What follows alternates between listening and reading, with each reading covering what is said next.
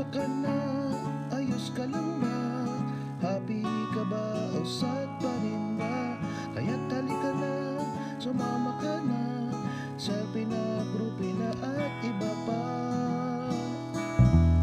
Bata matanda, biyuda at biyuda, may asawa man o kaya'y wala.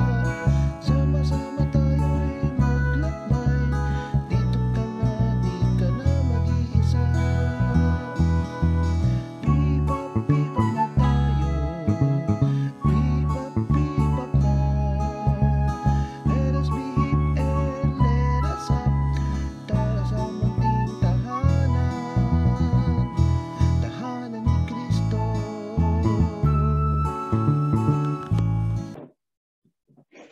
Oh, painggit naman. Bakit ako? Parang hindi ko naaalala na lumuhod ka sa harap ko. Ha? Ano yun? May Ano? dala akong ganyan ko. Ano? May dala akong siopaw. Siopaw? Will you marry Uy. me? Ano? Alam mo, tinanong ko yan ko ba't ba sa rooftop ka pa nag-propose? Oh, ano sabi niya? Sigurado ka na ba talaga? Sure na sure ka na ba talaga? Yan yung title natin, ano? Sure na sure ka na ba? Sure na raw siya. Pero pag hindi raw siya sinagot, tatalo na lang siya. Tatalon? Tatalo. Oo nga, ano? Kaya pala sabi niya, sure ka na ba? Pag hindi ka sumagot, tatalon ako. May panakot.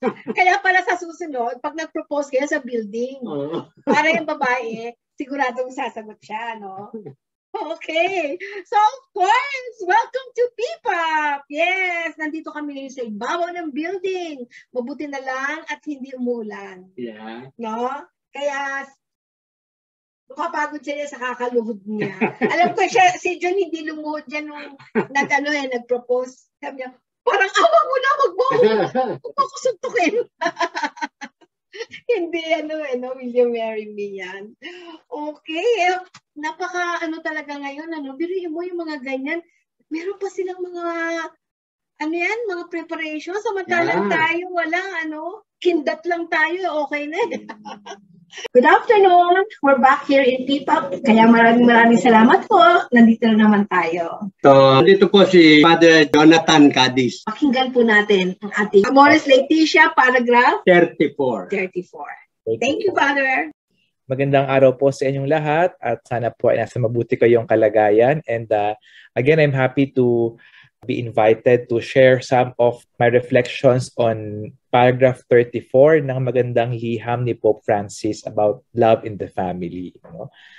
Siguro, ang nais ko biglang diin doon sa paragraph 34 is yung invitasyon ni Pope Francis na i-appreciate natin yung kagandahan ng sakramento ng kasal. No? Appreciating the beauty of marriage.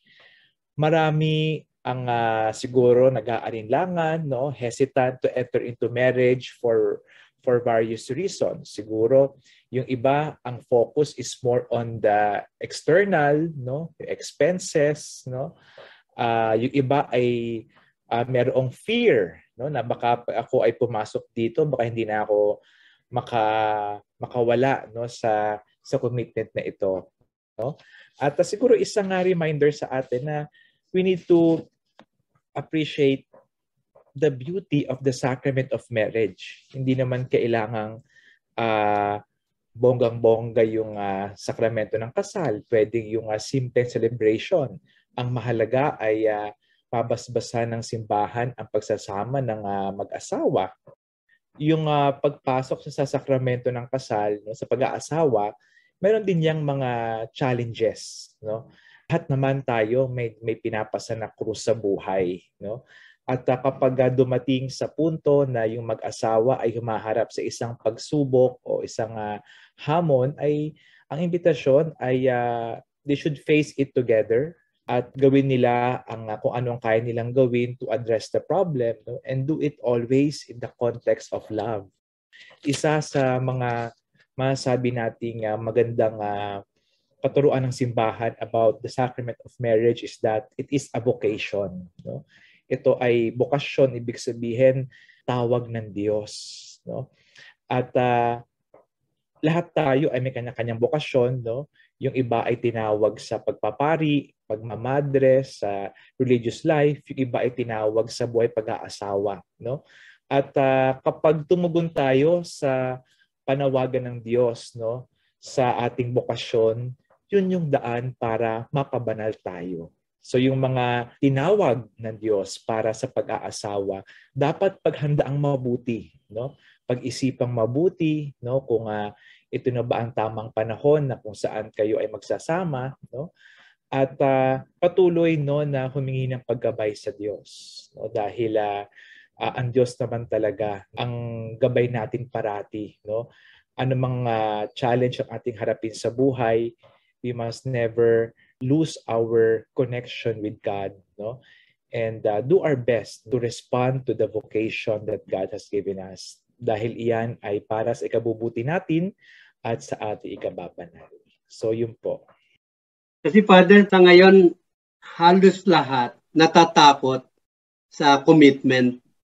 And kaya siguro lumalabas yung mga iba't ibang idea na yung sinasabi nga na they have the freedom to do what they feel is right for them. Yung pong mga kinatatakutan nila, yung talagang sinasabi nila, they might lose their freedom. Okay. Ang nangyayari po, may iba't ibang idea na sumusulpot because they want to justify itong ganitong kwan. Yung po, Father, is things that na nagiging challenge ngayon nung kami, mga nagtuturo ng marriage preparation, because yung iba nga, Father, talagang pagkatapos ng pre-K na, ayaw nang bumalik because they feel, alam na nila with the one-day session. Oo. Actually, yun nga, no, wala naman tayong school for parenting, no? School para maging isang mabuting asawa, no? Kaya maganda yung meron tayong ongoing formation, no? Ito ay bahagi ng apostolate ng Commission on the Family and Life, no, sa bawat parokya na mag-reach out hindi lang doon sa mga ikakasal kundi even after marriage ay meron pa rin dapat tayong mga programa, no? Like for example, mga parenting programs, accompaniment programs, no, that will help these couples, no, especially as they go through the first years, no, of their marriage. Totoo na siguro yung iba natatakot kasi sasabihin nila parang nawawala yung kanilang kalayaan, yung freedom, no? But I think we must also realize, no, na yung desisyon na magpakasal must be free, no? Ibig sabihin walang pagpipilit, no? Ibig sabihin ito ay nanggagaling mismo doon sa dalawang magkasintahan na nais magsama. At kapag ay in-express nila, ibig sabihin handa silang harapin yung mga consequences ng buhay na kanilang pinapasok, no? Kaya mahalaga na magkasama parati yung couple, no? Especially, no, in facing the challenges and problems na maaaring dumating sa kanilang buhay pag-aasawa. Para sa mga nanonood, no, doon sa mga nag-iisip kung sila ba ay magpapakasal o hindi, sana ay pag-isipan niyong mabuti, no? Maganda kasi na pag kayo ay papasok sa isang pagsasama bilang mag-asawa, dapat handa ang sarili, no? Magandang tanong na handa na ba ako na pumasok sa ganitong yugto ng aking buhay, no? Kasi I always ask that, no, doon sa mga ikakasal. Sabihin ko, handa ka na ba talaga? No? Sure ka na ba talaga? No? Kasi kapag dumating na ang araw ng kasal, wala nang atrasan 'yan, no? Kaya dapat handang-handa, no? Paano magiging handa? Magdasal, no? Humingi ng paggabay sa Diyos kasi yung buhay pag-aasawa ay bokasyon galing nga sa Diyos. So kung ito ay para sa iyo at tinatawag ka ng Diyos para sa buhay na ito, do not be afraid to respond. Dahil hindi kayo nag-iisa. Sasamahan kayo ng Diyos sa inyong pagsasama bilang mag-asawa and as a family. So yun po, no, at God bless po sa inyo. Wow! Ito ay sapat na para dun sa mga nagbabalak tumugon sa calling, sa vocation. So maraming salamat, Father Jocas, sa uulitin. At ngayon po ay magpapaalam na tayo sa ating mga nanonood. Okay, bye. Okay po. Thank you, Ingat po Father. kayo. Thank you po. Thank you, Father Jocads. Jocads po kasi Jocads. Jonathan Cadiz. Jocas. Yes. Pansin niyo si Father, very short talaga yung kanyang explanation, no? Mabilis maintindihan. Yeah, kasi intindi natin. Simple lang kasi na sinasabi niya na ang kasal ay kailangan parang, hindi pa yung parang sakal. Diba? Hindi ka sakal, kundi kasal. Oo, yan kasi yung kinatatakutan ng iba na parang akala nila nawawala ang freedom nila. Oo, natatakot sila. Pagka ikinasal sila, parang ang dami bang dapat kong i-commit. Lalo na yung ibigay ko yung aking freedom sa aking partner. Yes. Kaya nga kasi, no? Kaya bakit naiisip ng mga ikakasal yan? Unang-una kasi, pag kinasal ka, sabi na agad nila, for better or for worse. Diba? Parang magtinotakot ata ako. No? For richer or till death. Parang wala na talagang kakawala. Pero, no? Bakit nila may isip yung kasi kulang ang preparation nila. Pag tama ang preparation ninyo, yung vow na sasabihin ninyo sa marriage, with conviction nyo sasabihin yan. At yan, paglalaban ninyo, no?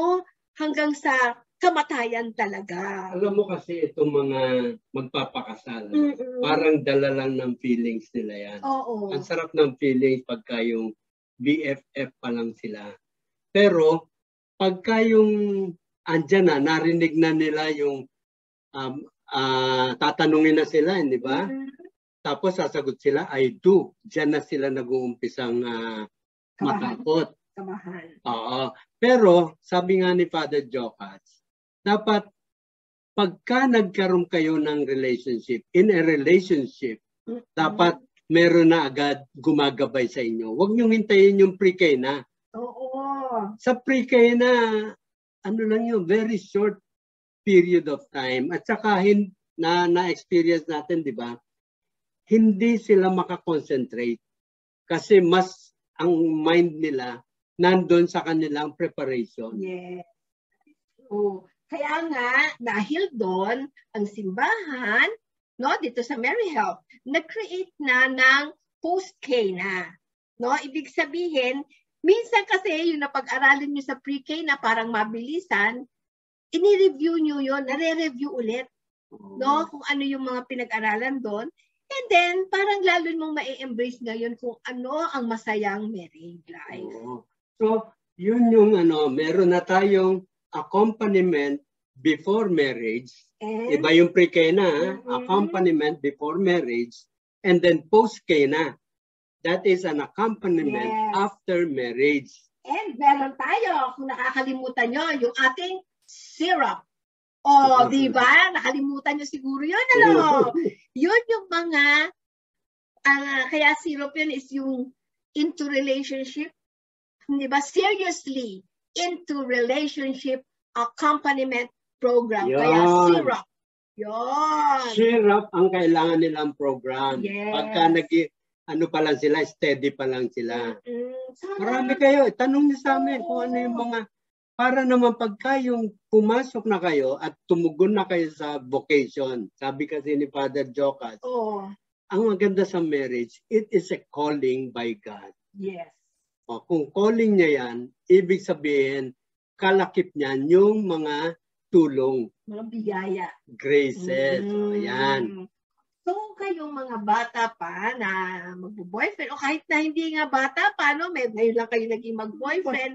Kahit hindi nyo pa yung serious na kayo sa relationship, although hindi pa ninyo napaplano kung kailan ang kasal, hindi pa kayo engaged, mag-boyfriend pa lang talaga kayo, gawin natin yung syrup, no? Pumunta kayo dito seriously into relationship accompaniment program.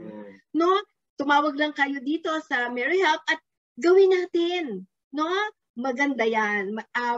Masaya yan. No, hindi ito yung nakakaantok na programa.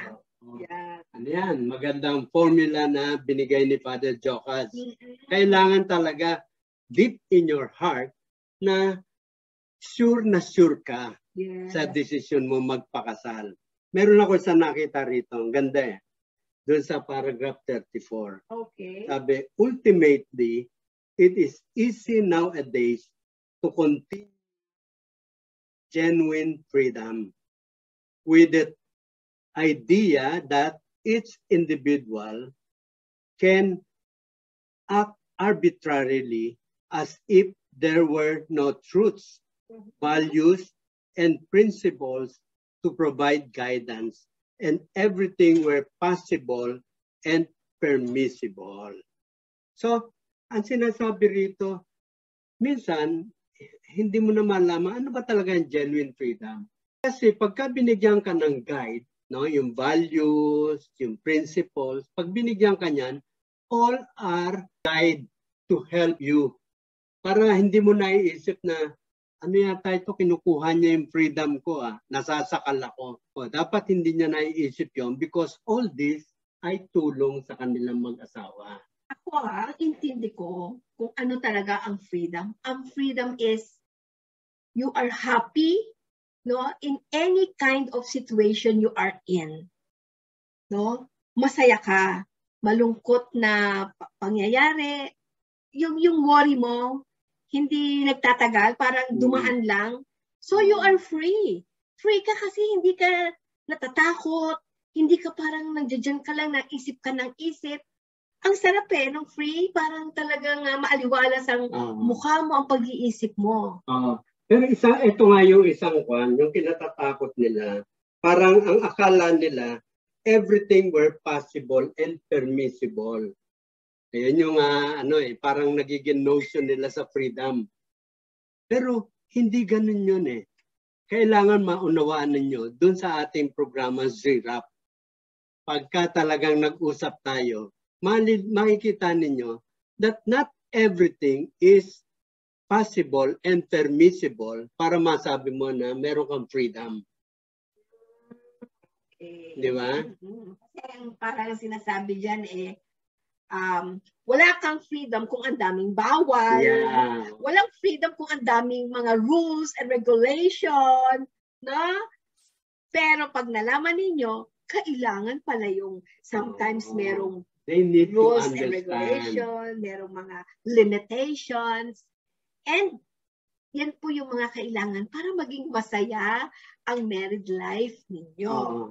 Kasi love is an offering of yourself. Yeah. Kasama na rin yung akala mo freedom mo.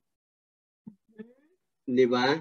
So, yung pagbibigay mo nung akala mo dati na freedom mo, that is already an offering. A love offering to your partner. Okay. So, hanggang dito na lang po tayo. Okay, we'll see you next week. Bye!